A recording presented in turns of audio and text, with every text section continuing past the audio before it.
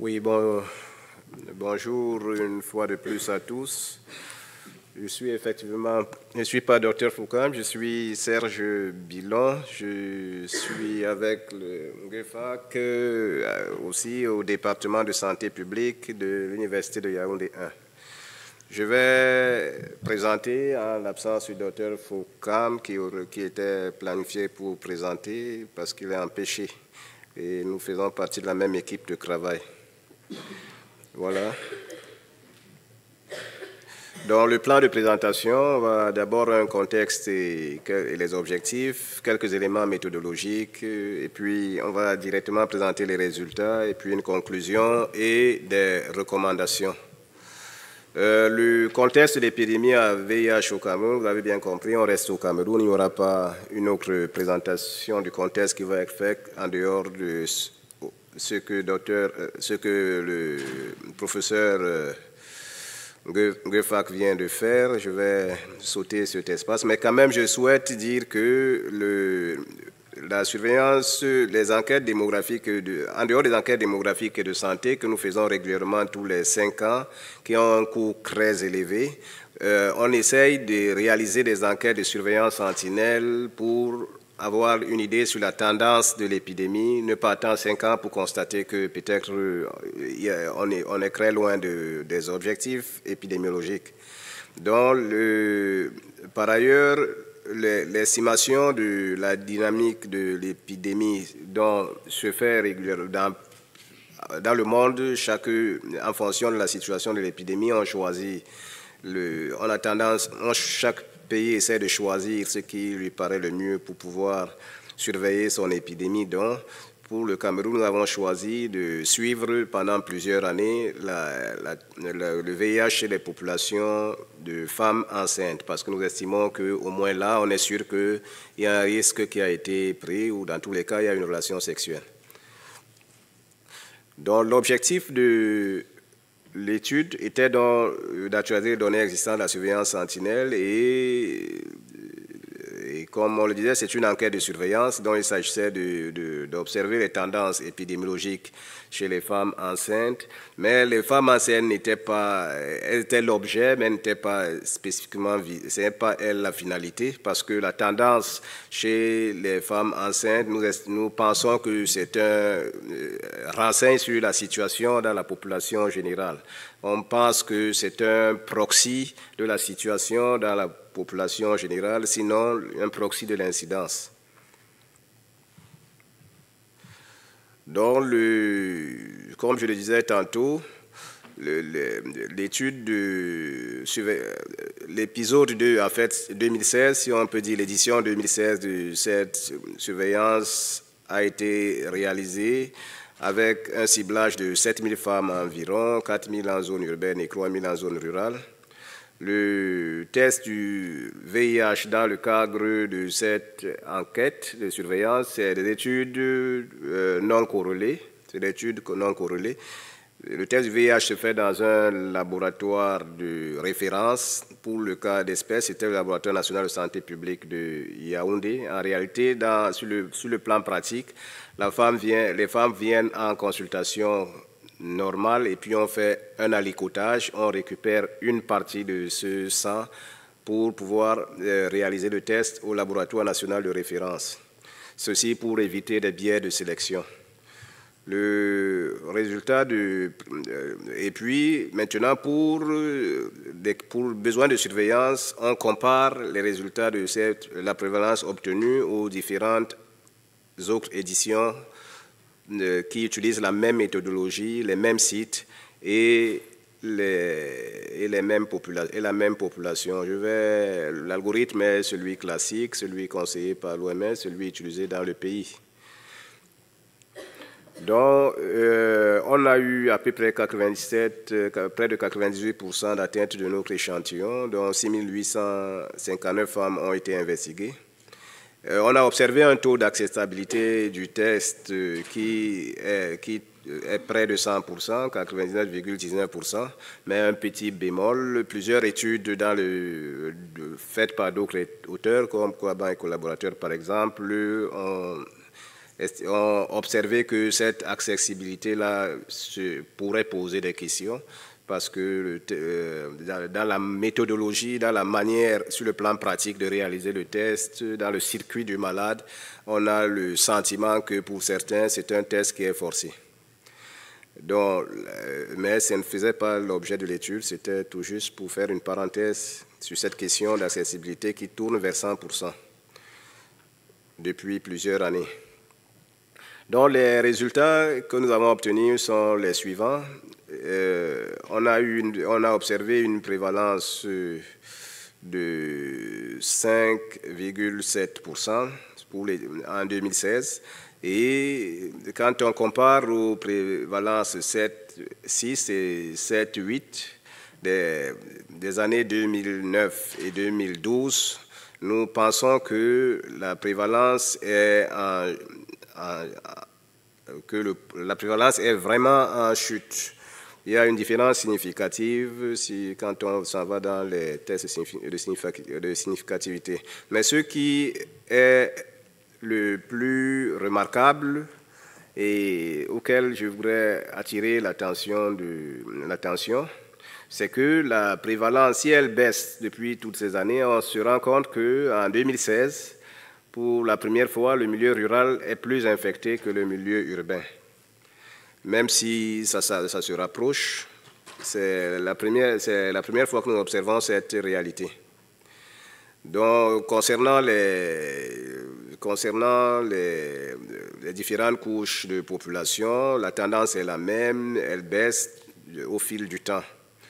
Nous pensons qu'avec un taux d'accessibilité très élevé, la surveillance sentinelle dans la population infantile constitue une approche efficiente. La baisse graduelle de l'infection à VIH chez les femmes enceintes, nous pensons qu'elle traduit une baisse de l'épidémie dans la population générale.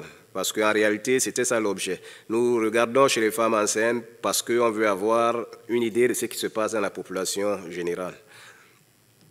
Nous constatons aussi, comme cela a été dit tout à l'heure, qu'il faut faire très attention de la trajectoire de l'épidémie dans les milieux ruraux.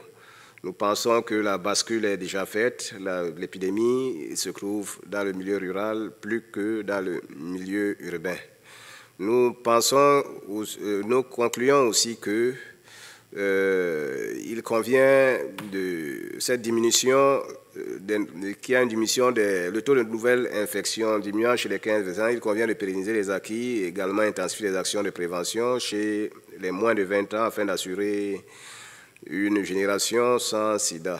Nous croyons avec ces résultats, nous croyons que le Cameroun semble se diriger vers la fin de l'épidémie. Si l'information clé qu'on voudrait mettre en relief à travers cette présentation, c'est la prévalence baisse chez les femmes enceintes et nous pensons que si elle baisse chez les femmes enceintes au fil du temps, ça veut dire qu'elle est en train de baisser dans la population générale. Et nous pensons que c'est l'incidence qui est en train de baisser parce que nous croyons que la prévalence chez les femmes enceintes est un proxy de l'incidence. La deuxième des informations clés que nous voulons mettre en relief, c'est l'attention qui mérite d'être faite dans les milieux ruraux. Habituellement et presque partout dans tous nos pays africains, on pense que le milieu urbain est plus infecté que le milieu rural. L'étude nous alerte, attention, le milieu rural est en progression dans l'épidémie. Je vous remercie.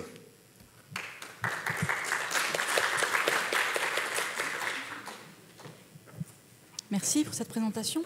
On a un peu de temps pour les questions.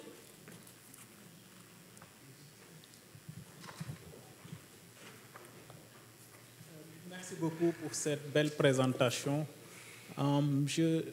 J'avais juste une remarque. Je pense que vous nous avez présenté des données de prévalence. Vous avez rapporté aussi des données d'incidence. Je pense qu'il serait bien en même temps que vous rapportiez les données de mortalité pour qu'on puisse avoir une lecture plus précise de ce que vous rapportez. Un autre commentaire, c'est par rapport à...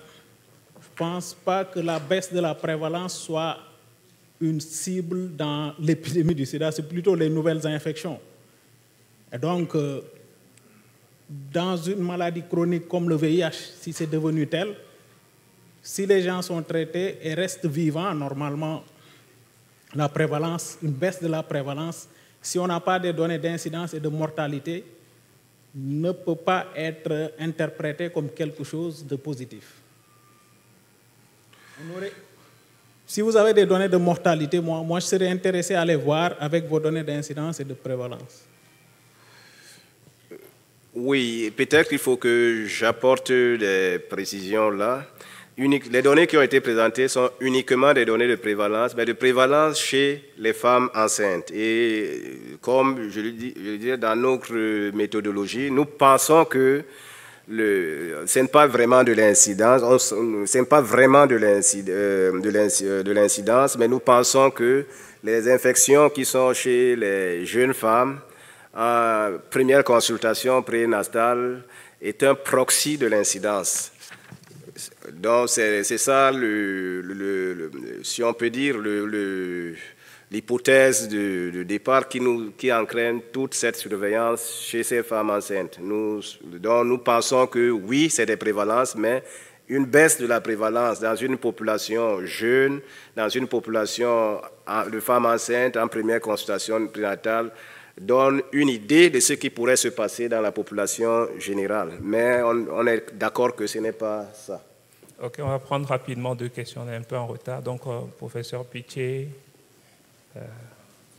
et puis il y a une dernière question. 3 petites questions, des questions très courtes et des réponses courtes, s'il vous plaît. Merci beaucoup. Encore une fois, félicitations. Je suis d'accord avec toi parce que c'est une surveillance sentinelle et donc la surveillance sentinelle ne donne pas la mortalité. Mais le fait de suivre les 15-19 ans permet d'avoir une idée sur l'incidence dans le temps. Donc c'est les jeunes qui arrivent, entre guillemets, comme on dit, parce que passez-moi le terme sur le marché sexuel, ça permet de voir l'incidence de ces jeunes-là. Moi, j'ai été interpellé par la prévalence dans le milieu rural. Est-ce que vous avez changé de site de surveillance entre 2009 et 2016 ou c'est exactement les mêmes sites? Merci beaucoup. Oui, depuis 15 ans, nous pratiquons cette enquête exactement dans les mêmes sites pour pouvoir suivre cette tendance. Je pense qu'il faut quand même confirmer ces résultats parce que tous les pays trouvent quand même une prévalence beaucoup plus élevée en milieu urbain et pratiquement vous êtes l'un des premiers à trouver ça. Il faut vraiment vite confirmer. Question. Oui, moi j'ai une question de béotien à poser. C'est toutes les femmes enceintes passent par une maternité? Non, on a à peu près 70% sur le plan programmatique des femmes enceintes qui passent en maternité. Mais je dois dire que ce n'est pas une enquête, l'échantillonnage est raisonné. C'est un échantillon raisonné. Et puis, un dernier commentaire. Je ne sais pas pourquoi vous avez choisi encore de faire une enquête non corrélée en premier, alors que la première CPN, elle est acceptée dans le pays. Oui. Donc, c'est un principe qui, en fait, le protocole, c'est un protocole standardisé par l'OMS. Et la raison de faire une enquête non corrélée, on pense que si les femmes reçoivent le résultat au fil du temps, il y a certains, par crainte d'affronter le résultat, peuvent ne pas venir se faire tester. On pense. Donc, on s'est dit, OK, puisque la femme ne sait même pas que le test se fait, il y a eu une clairance éthique dessus, et c'est des orientations de l'OMS. La femme ne sait pas que le test va se faire, elle est en situation, on la prend en situation normale, et on fait un alico, et on a donc la situation qui est presque la situation ambiante sans facteur, sans biais de sélection. Okay. Je suis d'accord parce que pratiquement dans beaucoup de pays aujourd'hui, les taux d'acceptation du test sont pratiquement de 99%. Donc je pense qu'on peut aussi redire aussi à l'OMS que les choses évoluent et qu'il faudrait qu'ils revoient un peu aussi leur protocole. Oui, c'est vrai. Ok, d'accord, merci beaucoup. Ok, je vous remercie.